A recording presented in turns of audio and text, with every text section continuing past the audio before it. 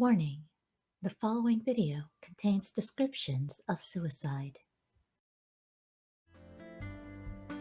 Welcome back to Will, a Wonderful World. Last time we left off the high school tribulations of Li Wen and her next door neighbor and her socially awkward stalker. Last time I left like a whole bunch of these without filling all the endings, but as you can see, I now have all the stars in there, so we've gotten all the permutations. We did the Flowey thing. We were so we were not kind to our in-game characters. That said, we don't have any new messages, so today we're going back to Carlos and Gyeong-min.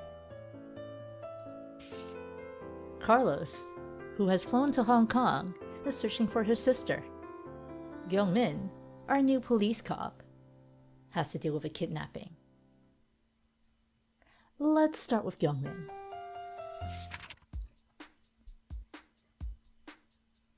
The office wing of Criminal Investigation Unit 4 looked like a small warehouse that hadn't been organized in forever.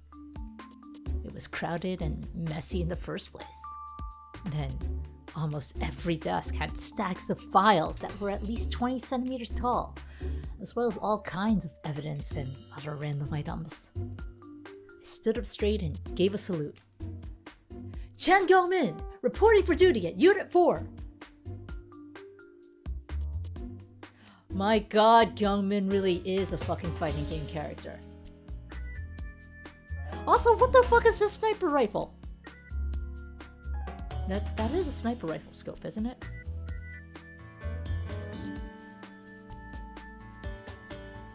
There were only two other people there besides me. One of them was wiping down his rifle! He looked at me with a strange, examining look on his face. The other one had dark circles around his eyes, which made him look like he hadn't slept for days. He was looking over some files. Judging from his seat, this must be the infamous lieutenant of Unit 4, Kang Baek-ya. Lieutenant Kang gave me a glance with a half-smoked cigarette in his mouth. Then he mumbled, "You, over there." I followed the direction of his look and saw the desk that he seemed to be referring to. Many old bags from McRonald's were stacked on top of it, all filled with leftovers and trash. It was also directly opposite the bathroom, facing it. It's okay, as long as I had somewhere to sit. This is something I only just noticed, but I'm pretty sure his shirt had the characters for Justice on it. I can't read Chinese, I'm just basing this off my knowledge of Japanese. I'm a terrible Chinese person. I was about to ask Lieutenant Kang what I should do next when the phone on his desk rang.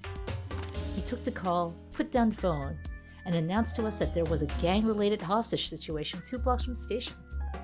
I never thought my opportunity to defend justice would arrive so soon. Lieutenant Kang put out his cigarette in the ashtray and stood up. I followed him.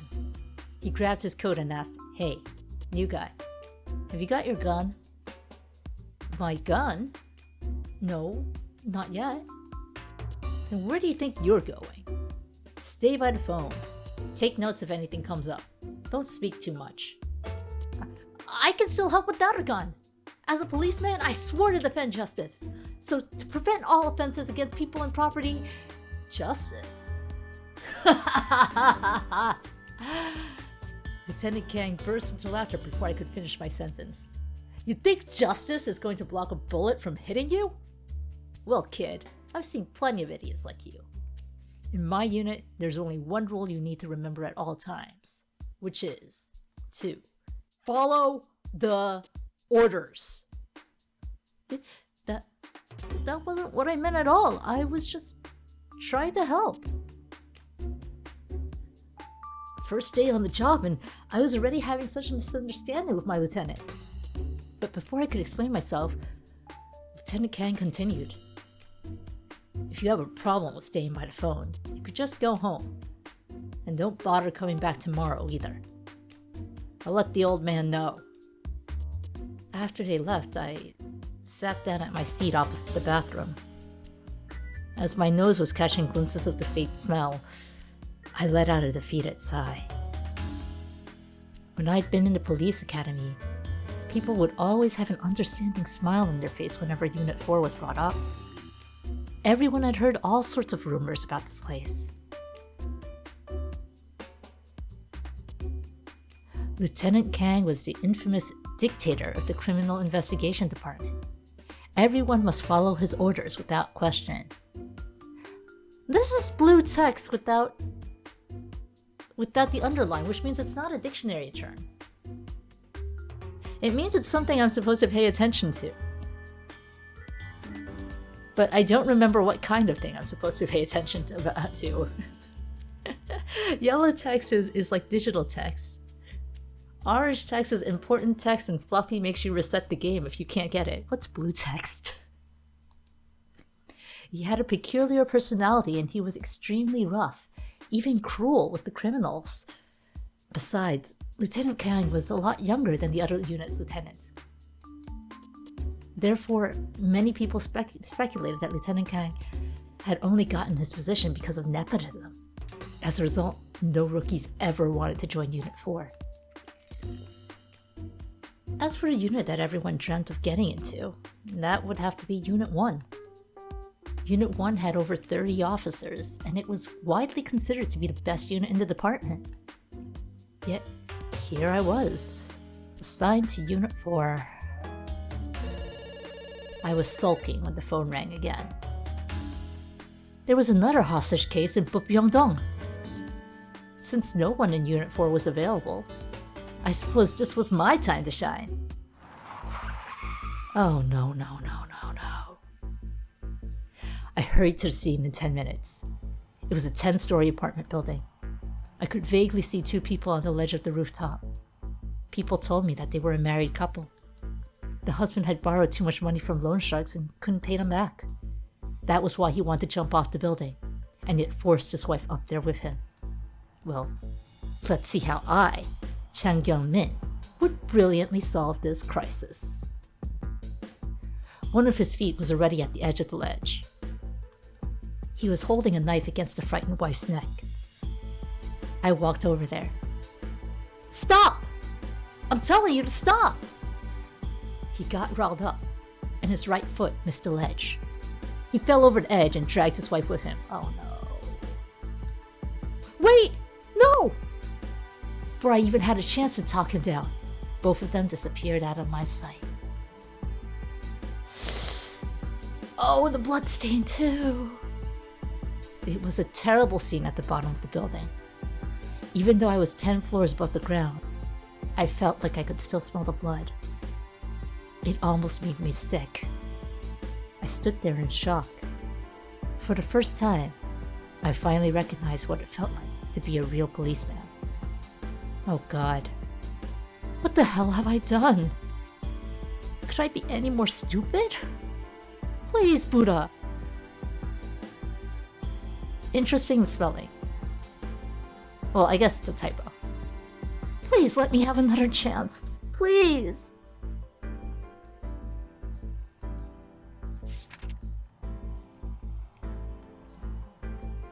Well, our beat cop, literally beat cop,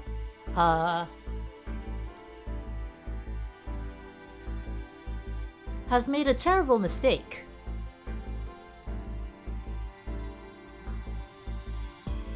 And has caused someone to meet with a terrible fate.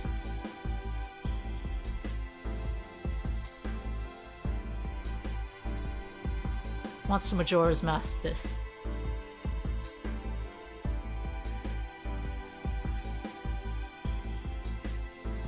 I'm still, like, this entire segment is in light blue. So I'm still trying to remember what that, what light blue text means. That said, like, it's literally his first day on the job. I kind of don't have a problem with Lieutenant Lieutenant Kong telling him, "Shut up, sit down, answer the phone." Especially when on his first day on the job, he went and punched someone already. I'm slightly concerned about the rifles, the use of rifles though. I thought guns in Korea were also regulated? Wait, then again, this is the police, never mind. Anyway, while Gyeong-min's sitting in it, let's go see what's going on with Carlos. Hong Kong was different than what I had imagined. Back home in Mexico, everything was so colorful. But Hong Kong was just gray. Gray streets, gray buildings, gray store signs, and gray homeless people. And there was me, sitting in the middle of them, looking odd. I never knew that pesos couldn't be exchanged into Hong Kong dollars here. When I woke up, I found a few more coins by my feet. I had to take them.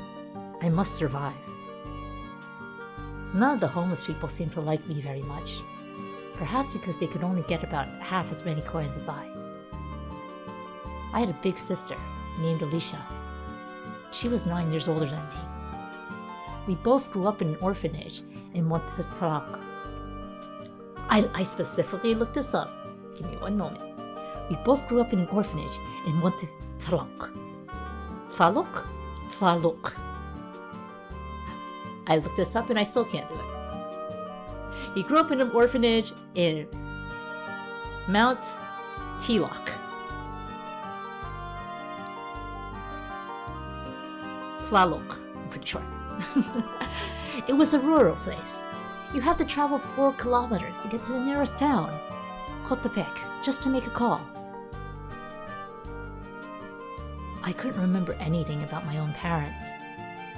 My big sister was the only person I had in this world. 9 years ago, Alicia had left Mexico to make more money. She used to write me letters every few months. Every time the mailman came, I would be so excited to see if there was an envelope with my name on it. Even though I couldn't read much, Auntie Benita would always read them to me. Alicia didn't seem to have the easiest time, but she had seen so much of the outside world. And by reading her letters, I felt like I got to see what Alicia had seen as well. I could almost feel like I was right there with her in the big, new, interesting, and fascinating world that we had never seen before. However, we'd stopped hearing from her about a year ago. Her last letter had come from Hong Kong. So I had asked Uncle Deb to find a tutor for me who could teach me how to read and speak a little the local language. I'd worked so hard to make more money for the trip. I'd done all this just so I could come to Hong Kong, even though I wasn't sure if she was still in the city. Still, even if there was just the tiniest hope, I would never give up. I knew I had to find my sister and make sure that she was okay. I'd arrived at Pitt Street. Pitt Street had been on the postmark of Alicia's last letter. Maybe someone nearby might have seen her. Before I left, Auntie Benita had given me an old cell phone. I pulled up a picture of Alicia on the phone. I held up the phone, asking people door to door to see if they had seen my sister. I couldn't tell if they simply couldn't understand me. They would wave their hands at me every time, before I'd barely spoken. Almost halfway through the street, I found myself behind a huge crowd of people. Thick, dark smoke was coming out of the building nearby. People were shoving and running out of it. More and more people started to gather on the street. Many of them were even taking pictures with their phones. The fire truck finally arrived. My cell phone suddenly rang. My cell phone fell to the ground. My cell phone was vibrating on the ground. Then it fell through the storm drain. No! The sewer water was flowing rapidly in that drain. I held onto the drain and tried my best to look down. Maybe the phone was stuck somewhere?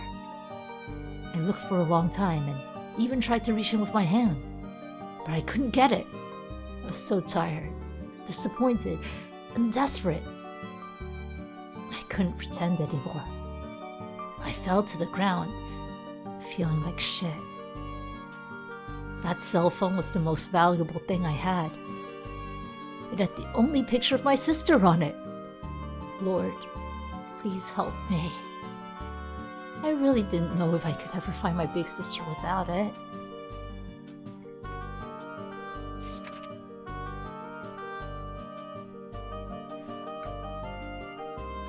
Carlos really didn't have a plan coming in here, huh?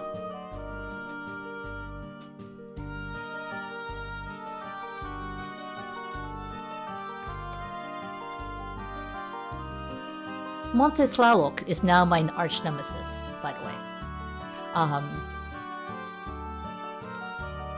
Like he tried his best. He learned a little bit of Cantonese, Mandarin.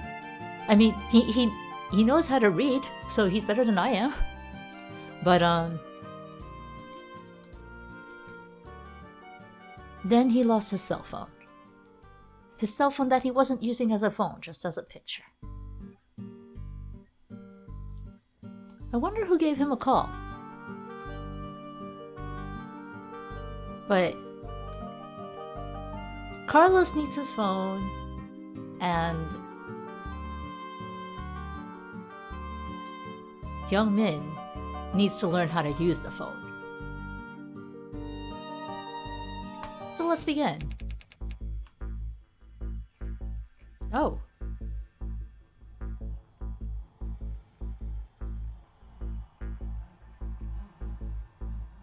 Okay, so it looks like we're not actually teaching Gyeong-min to use the phone, though he will probably have to use the phone.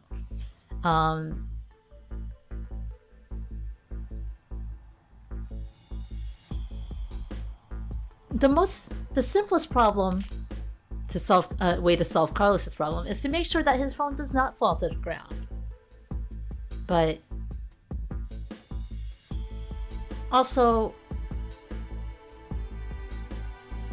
that doesn't really solve Gyeong-min's problem. So let's try this.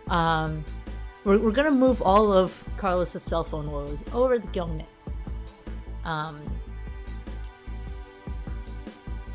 We're gonna have it fall to the ground before it rings, because I figure if it rings and then Gyeong-min reaches into his pocket, the guy might get extra riled up.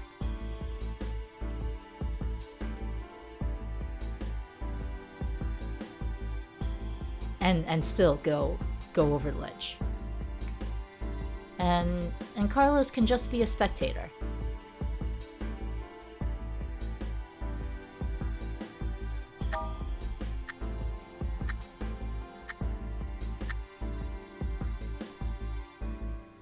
The phone kept ringing.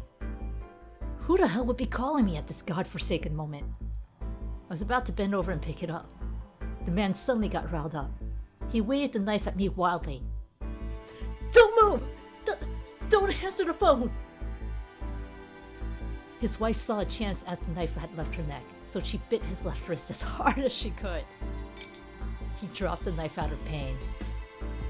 Then she ran over and hid behind me before he could pick it back up. The man suddenly began wailing like a child. Sue, even you are abandoning me? Fine. I'll just go by myself. He raised his knife and cut his own throat open. I didn't even have enough time to react. I was suspended due to the serious consequences caused by my reckless, unauthorized actions. It was total chaos in front of the burning building. Fire trucks, firemen, fire hoses. The fire department had taken charge of the situation. I walked up to a fireman nearby and asked if there was anything I could do to help. A foreigner? He asked as he looked at me. You really shouldn't stay here.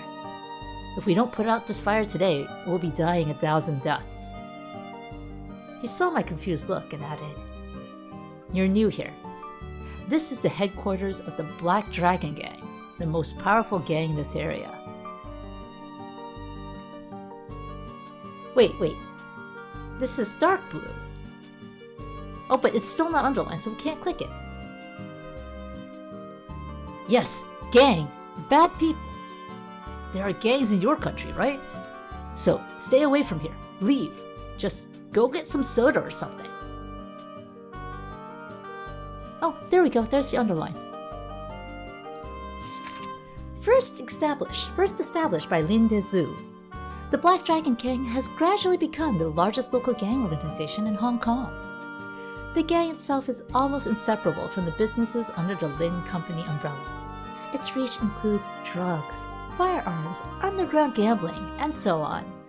It used to be one of the two major gangs on the island, along with the Blood Gang, whose motto is blood for blood. Sorry, let me try that again. It used to be one of the two major gangs on the island, along with the Blood Gang, whose motto is blood for blood. However, it quickly grew to 3 times the size of its rival after getting into the drug smuggling business. Nevertheless, lots of young people still chose the Blood Gang because of its emphasis on loyalty.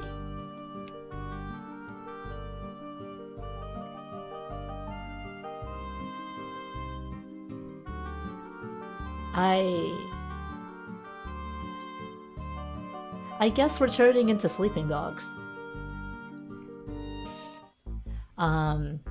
Well, Gyeong-min still got a bad ending because the guy still died, so we're gonna have to save the suicidal man.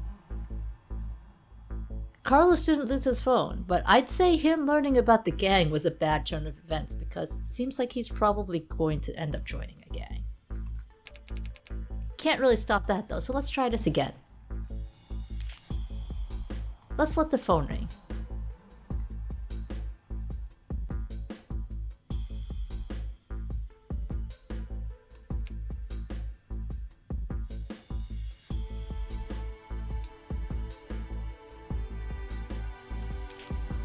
I wonder what happens if we send the fire truck over there instead.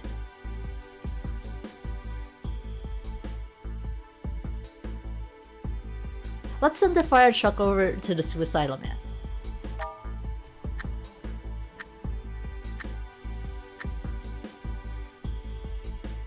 Who the hell would be calling me at this godforsaken moment? I turned around and answered the phone quietly. It was from the station. They told me something important had happened to the unit, and I must get back as soon as possible and await further instructions. I hung up the phone and turned around, only to realize that the couple had disappeared from the ledge. Fortunately, the fire department had set up a cushion below.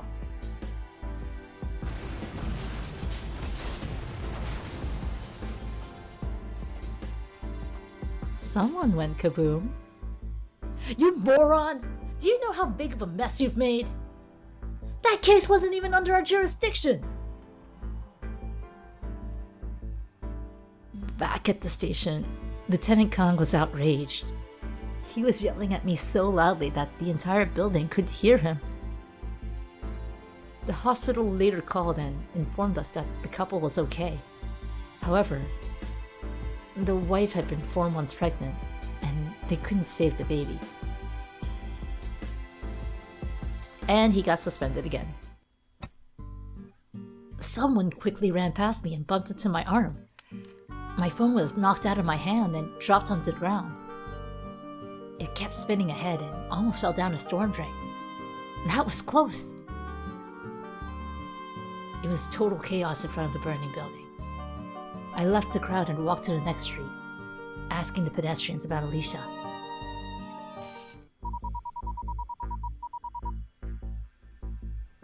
Oh.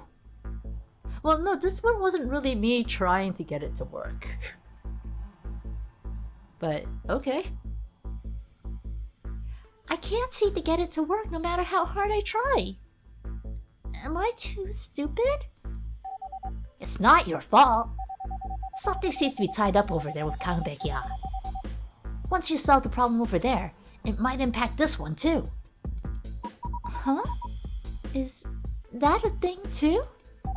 Occasionally, we might not be able to solve the current case because of something that's happened somewhere else. Whenever this occurs, you'll see orange text in the letters. That's why it's orange. The appearance of orange text typically means that you'll have to consult another letter to handle the current one. So basically, if I see orange text in a letter, I should go and check on some other letters first, right? Correct! Sometimes you might need to handle the other letters first. Other times, it might just mean that you need to look for clues in the other letters. In either case, it really depends on the letters, and you'll have to use your own judgment. This doesn't happen too often, but if you do encounter them, make sure you take advantage of the hints in the letters to help you. Got it. I'll go and read the letter from Chang Gyeong-min first.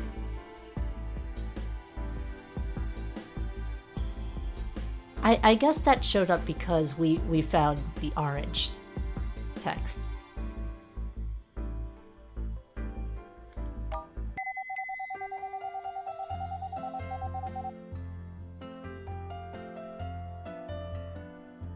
Well, that was the sound of more letters. That ding ding. And also, we have 2 more people showing up on our timeline. Gyeong-min and Carlos are now no longer next to each other. You might have already noticed that every time you open a letter, you can see a number of small colored squares here. Oh, yes! What are those? The small squares can be one of 3 colors: yellow, pink, and gray. Some of them are solid, while some of them are empty. These squares represent all the possible endings for the events described in a specific letter. The solid one stands for the endings you've discovered, while the empty ones are the endings that you've yet to reach. Of the solid squares, the yellow one marks the selected ending that you've chosen at the moment, which means the yellow square could only be solid and never empty. The solid pink squares, on the other hand, represent the endings that you've discovered but are not selected at the moment. The pink empty squares are the endings you've not discovered yet. All of these squares are strictly arranged in the order S, A, B, C, D, E, F, which could be a helpful reference when you are making your decisions. What about these gray squares? Gray squares may be either solid or empty, but they're less common. Sometimes the development of certain events may be impacted by other people and things. For instance, this incident with Chang Gyeong-min was affected by the incident on Kang Baek-ya's side. That's why there's a gray square here. A gray square means that, under current conditions, the probability of this potential ending happening is 0. Or, in layman's terms, it cannot happen. Once we solve the related pending problem, the square will no longer be gray, meaning that it's now possible for us to reach this ending. Meanwhile, a previous ending that we've reached will now turn gray instead.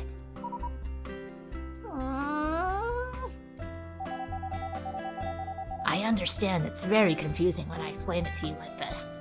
However, I believe once you're done with Chang Gyeong-min's story, you'll figure out how it works. Got it. I'll give it a shot.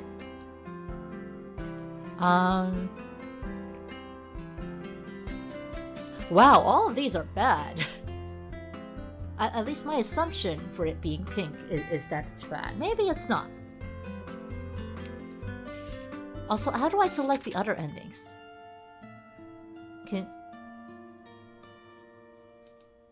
What if I want to select a bad ending, you know?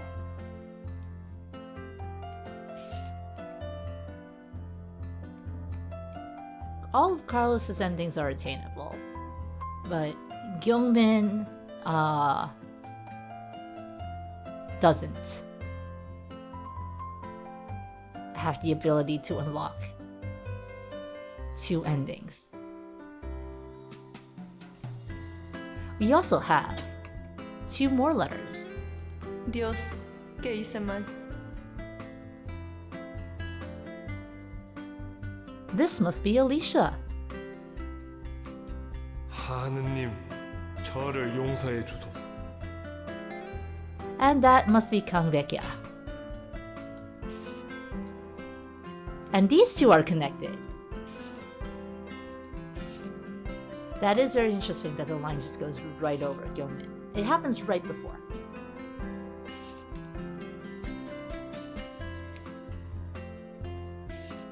I am a little concerned about blocking off the chances of getting all the endings if I solve Kang Baek-ya's problems. So we're gonna call that it for this video. I'm gonna take some time to futz around, and then we'll be back next time to get our first glimpses at Kang Baek-ya and Alicia's inner workings. Alicia probably has something to do with the gangs. No wonder she's also tied to a police officer. We'll deal with internal affairs next time. See you then.